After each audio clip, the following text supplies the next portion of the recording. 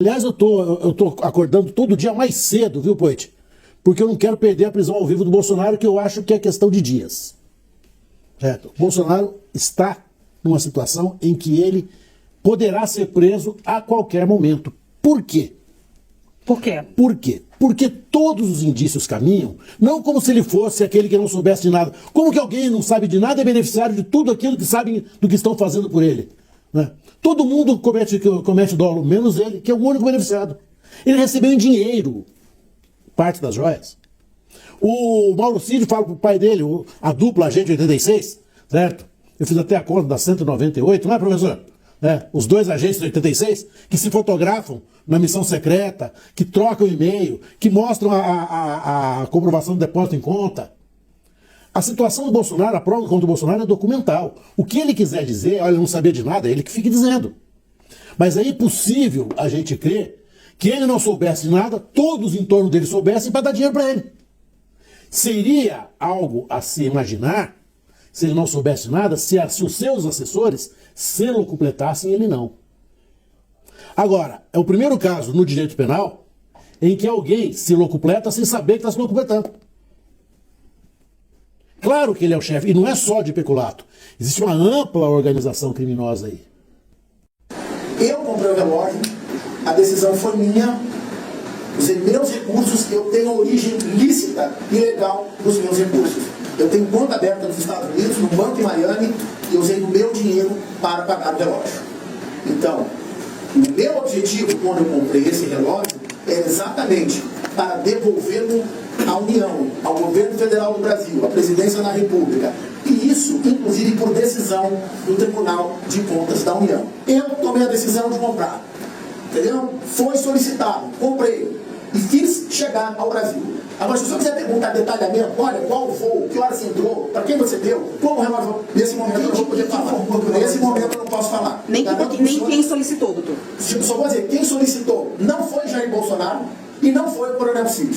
Né? Diante de provas, vamos lembrar que isso daí veio à tona, né? Então já era de domínio público quem havia feito a recompra, porque havia recibo em nome, né, de Frederico Wassef, do Dr. Frederico Wassef. Aí ele convoca essa coletiva de imprensa que tem como fulcro, aí, como objetivo, claro, exonerar o presidente da República de responsabilidade. Ele fala, olha, isso foi feito com fundos próprios, foi uma decisão individual, aparentemente motivada, segundo ele, por ideais republicanos. Né? Afinal de contas, o Tribunal de Contas da União havia determinado, né, a reposição desses itens e é ele, imbuído desse espírito patriótico, sacou o seu próprio dinheiro no exterior, fez a recompra desse item e de forma aí absolutamente, vamos dizer assim, altruísta, né, com o erário público, retornou esses bens ao Tribunal de Contas da União e estão lá sob guarda dele.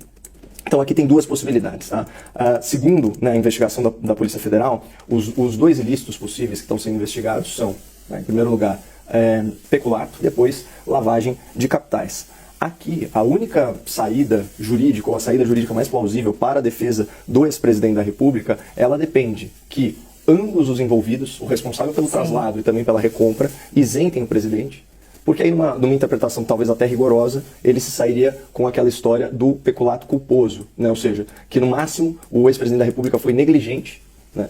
E a partir do momento em que há a reposição do item, né, de acordo com o parágrafo 3º do tipo penal, extingue-se a punibilidade. Agora, fora disso, a situação realmente se complica muito. Malabarismo que me parece projeta de forma clara a tentativa de eximir Jair Bolsonaro de responsabilizações por esses crimes que o Caio mencionou agora, estão sendo, por enquanto, pelo menos uma fase de investigação, em tese investigados. Lavagem de dinheiro, o peculato, mas eu acrescentaria a associação criminosa, a associação delinquencial.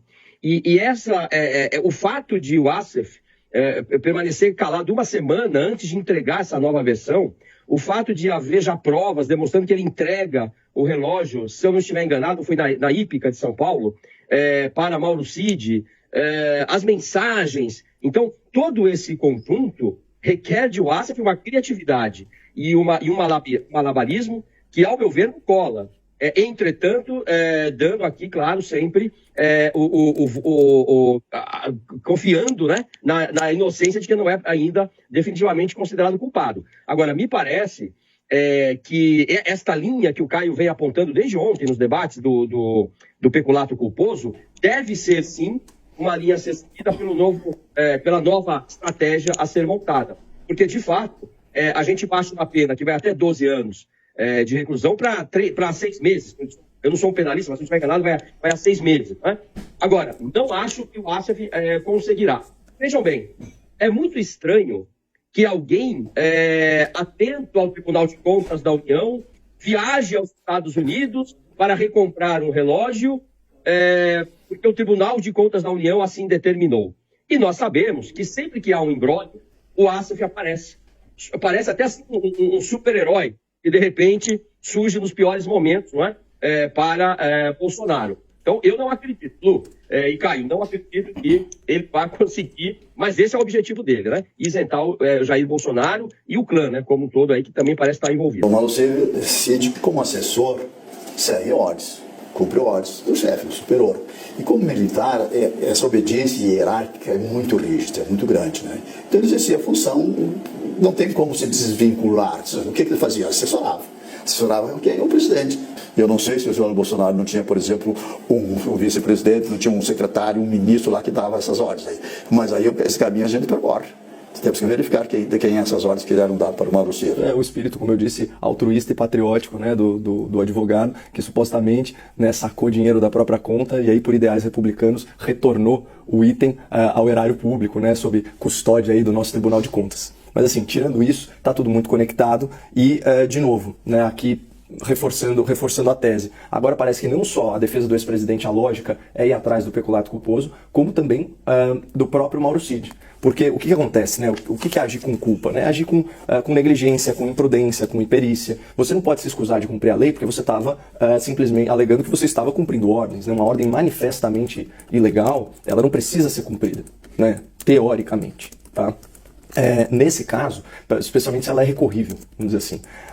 Nesse caso, então, isso não é uma defesa. Assessor faz o quê? Assessor simplesmente cumpre ordens. Não, ele tem o seu próprio juízo, ele não é obrigado a atuar contra a legis, né? Então desobedecer a lei, se assim foi determinado por alguém. O elemento novo aqui, e eu acho que essa entrevista cedida mais cedo a Basília Rodrigues ela é mais completa, porque o advogado teve mais tempo, né, de conferência com o seu cliente, é o seguinte, ele fala em especificar a cadeia de comando.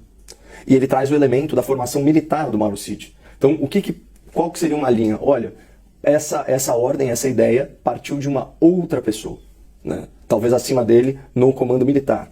Eu não sei qual vai ser a história que vai ser relatada ou confabulada, né, para justificar esses atos. Mas o ponto é o seguinte, você tem um ajudante de ordens da presidência da República fazendo um traslado que é ilegítimo. Talvez em algum momento da defesa pudesse até ser alegado, olha, houve confusão em relação às determinações do TCU e nós achávamos que relógios e joias eram itens personalíssimos. Mas ninguém parece estar seguindo por esse caminho.